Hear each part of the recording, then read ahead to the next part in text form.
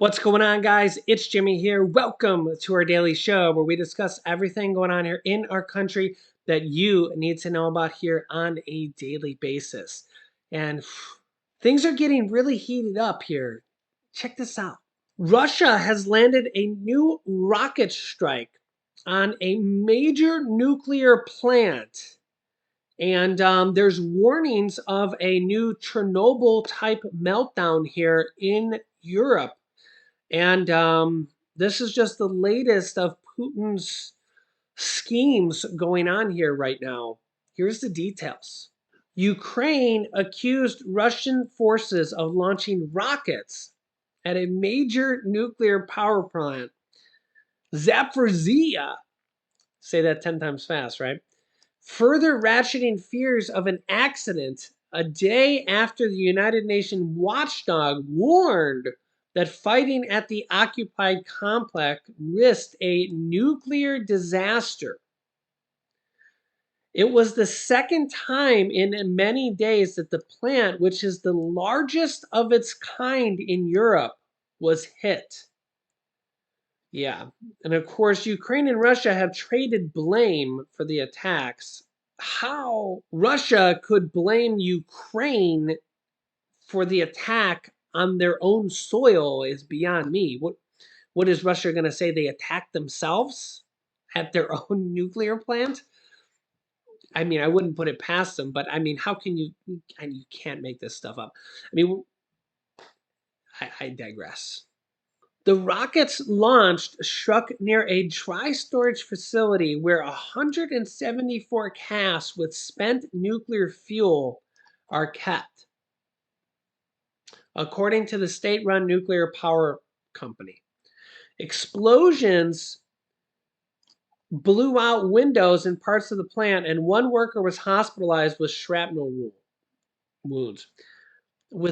So look at this, 175 casks with spent nuclear fuel are kept. This isn't an accident. They're not sending rockets there by accident. They're purposely at a nuclear facility. They're doing this on purpose. This isn't an accident. You can see here, apparently they aim specifically at the containers with processed fuel, which are stored outside next to the site of shelling, the company said in a statement. This is just sick, right? 3 radiation monitoring detectors were also damaged on Saturday, making timely detection and response in a case of aggravation of the radiation situation or leaking of radiation from spent nuclear fuel casks are currently impossible. This time, a nuclear catastrophe was miraculously avoided, but miracles cannot last forever, they added. After the attack, they said that the Russian shellfire had damaged the nitrogen-oxygen station and that the combined auxiliary building, and that there were still risks of hydrogen leakage and sputtering of radioactive substances, and the fire hazard is also high. They said, quote, "I'm extremely concerned by the shelling yesterday of Europe's largest nuclear power plant, which underlines the very real risk of a nuclear disaster that could threaten the public health of the environment in Ukraine and beyond."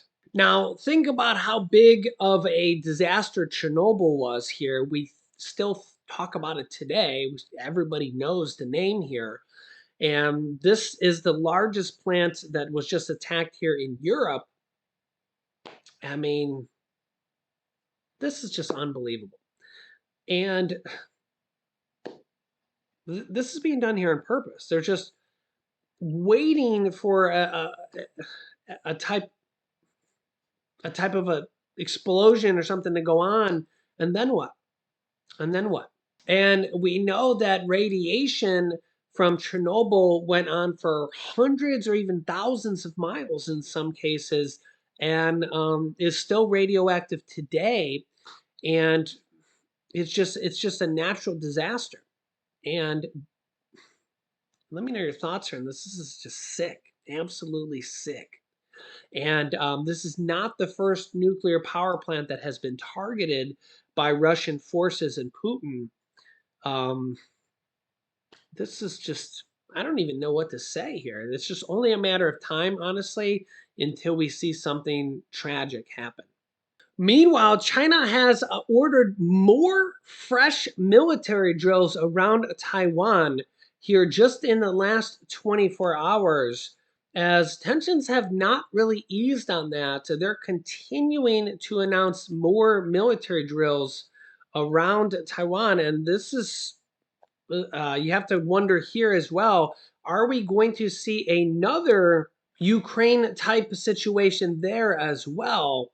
Can the world deal with two major wars going on at once, both Russia and China?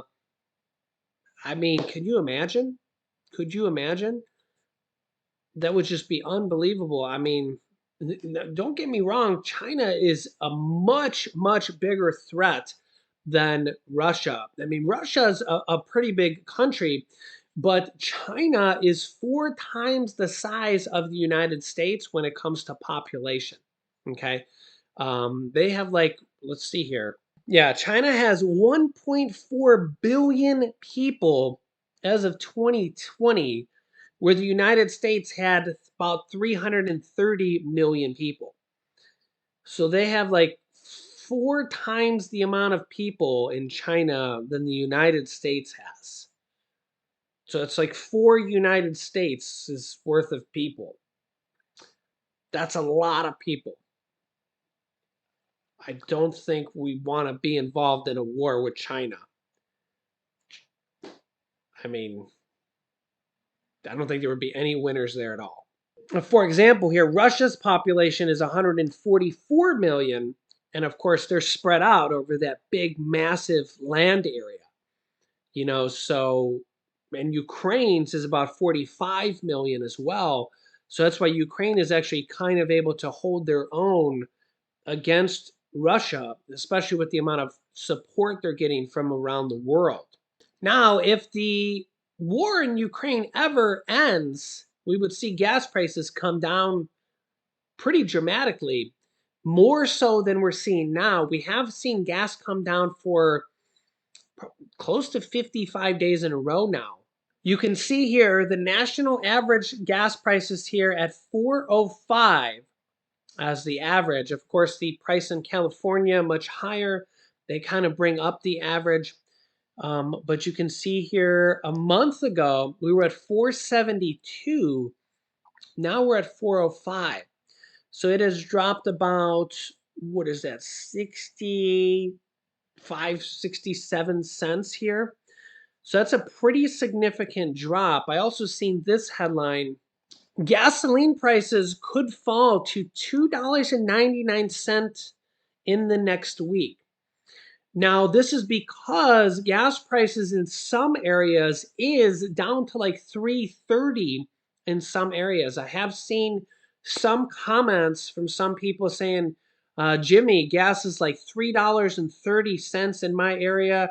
I know some places like Texas and maybe Florida, maybe Georgia, like some areas like that. I have seen in the comment section saying gas is like $3 and near the low $3, definitely below 350. In fact, let's take a look at some comment sections here. I also want to show this here. If you see any comments like this with this WhatsApp stuff and these weird numbers and anything like this is not me. These are scammers pretending to be me. If you get any comments like this, just disregard it. They're scammers trying to pretend to be me, okay? Notice there's no check mark by my name. It doesn't even say it's Jimmy here. Sometimes they'll put it's Jimmy trying to pretend to be me. But if you see any type of weird numbers or anything like this, or saying text me, call me, anything like this, it's not me in the comment section, okay? Just disregard it, okay? I banned them from the channel, but they make new numbers. They've been really bad over the last few days. Once they realize that I ban them from the channels all the time, they tend to leave me alone for a while. But they've been really bad. If you ever see that, disregard them. It's not me. Just know it's a scammer. Okay, you can see here gas in Waco, Texas, $3.25. So that's getting close to $2.99. So you could see here if the trend continues. Um, this is from the Wall Studio, Waco, Texas. The infamous city, Waco, Texas. There. Naomi says here in Hawaii we pay 587. Ouch. Doesn't seem like it went down that much, but maybe they were in the sixes here. Let me know if you're in Hawaii, how much it's come down there. 387 gas for Delaware. 351 here, Lady Stark says from Oklahoma. Let me know if your name is playoff Game of Thrones there. Gas prices in central New York, 455. So a little bit higher there in New York there. We live in West Laco, Texas. I'm probably saying that wrong. 322. 322. That's probably the lowest I have seen there, getting close to that 299 mark. This is from Diego. That's congratulations. It's one of the lowest I've seen. So this was 3 days ago. So it's probably even lower there. I'm just searching for the word gas here in my comments. Gas price today in California, 459. A couple days ago. Maybe they're going to get down to 399, which would be cheap for California. This is from Steven Sana. McGee, Mississippi, 338. That's pretty cheap, getting close to that 299 mark. 368 in New Hampshire. So that's pretty decent as well. Meanwhile, the price of oil coming down here as well. WTI crude at 89.99. I don't remember the last time I seen the price of oil in the 80s.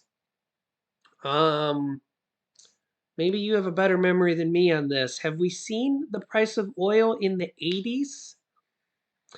Regardless, this is a good sign to see the price of oil coming down this well as well. 89.99. Disregard this. This is just the daily fluctuations here, but apparently it must have been a little bit lower than this as well, 1% lower because it's come up 1% here. Brent crude at 95.90. Natural gas has actually come down a little bit too here as well, 5%. I might be in the way of that. You can also see this here, breaking news. This is a crazy story. I know you can't make this stuff up here. Britons advised to stop showering to conserve energy. I know, guys. It's just sometimes it's unbelievable here. Water utilities in the UK are advising customers to save water and energy by using damp towels or spray bottles instead of taking showers during a heat wave and a drought this summer. Yikes.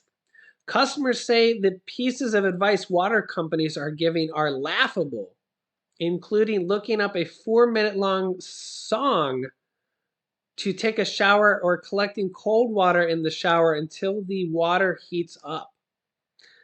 Wow. Other advice includes using oak barrels to collect rainwater. Are they really that low on water? Water supplies in the UK are reduced due to the recent heat waves and a lack of rain.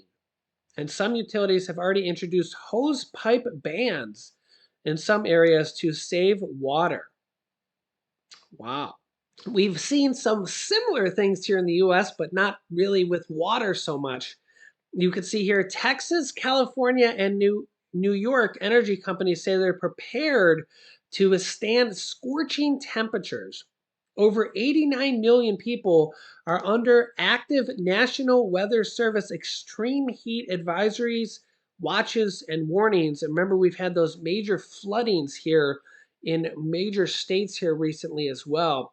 Texas, in particular, their energy grid has been strained to the max as they're not on the rest of the grid here with the country, and has had a lot of, I guess we'll say, energy warnings here for the country or for their state to conserve energy. Conserve energy. Texas wants to be. You let me know if you're from Texas and why they don't want to be on the grid with the rest of the country. Yeah, so Texas is pretty much the only state that isn't interconnected with the rest of the country.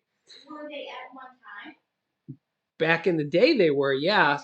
And they chose to disconnect from the rest of the country? Yeah, so the problem with this is that Well, it doesn't seem to be benefiting them because it seems like they have a lot of strain, right? it is. It's a huge problem for Texans. You can let me know your thoughts here in the comments if you're from Texas, because they can't share power with surrounding states when, They and this need is, extra or whatever, right? well, yeah, they've had power shortages, and they've had several weeks here where they've, under extreme heat, they've had to tell their residents to turn down their air conditioners because they could have brownouts and run out of power. Mama would not be happy if she lived there. Yeah. So, and this is kind of one of the issues. So going forward here with this bill they just passed, there's actually a lot of money in here for expanding energy. And it's not just clean energy as well, which is a good thing, in my opinion, because the price of gas, the price of oil is only going to go up over time. In fact, the gas companies are actually um, okay with this bill. They're actually not against this bill because it's actually kind of a good thing for them. But going forward, gas, you know, we need gas, first of all. You put gas in your car, you have to have it, you need gas. But we also need the other type of energies as well: wind, solar, and even nuclear, because they're you don't need to get gas out of the ground every time. When you go to fill up your gas tank, it's expensive. And the problem is a week later, it's gone. It's gone. That's really the main reason why it's expensive. So if, for example, if the government builds solar power or wind power or nuclear power, for the most part, once they build it, it's there and it produces every single day. Okay. And once they built it, it's there and it just starts producing. Okay. So that's kind of the good thing. And it's not really for cars per se, but for the energy grid. So if they put up a whole bunch of solar panels and a whole bunch of wind power and a whole bunch of nuclear power, and of course you wouldn't put up a whole bunch of those, but you would put up some. It adds to the power. That's one of the biggest criticisms that Texans have said, and I've seen your comments, is that Texas hasn't expanded their power, and they've had years to do it, and they've only minimally added more power, and that's kind of the biggest problem. And they also can't get power from the grid of the other states. So, yeah, you can let me know your thoughts here in the comments. I'll keep you up to date here with everything going on here in our country on a daily basis. Make sure to subscribe down below to our YouTube channel. It's completely free to do so. New videos come out here every day at 10 a.m., 3 p.m., and 8 p.m. Eastern Standard Time. You can click here to watch my newest video next, and you can click here to see multiple stimulus programs that are coming out here for tens of millions of Americans. So click on one of those videos next. Thanks for watching, guys, and I'll see you in the next video.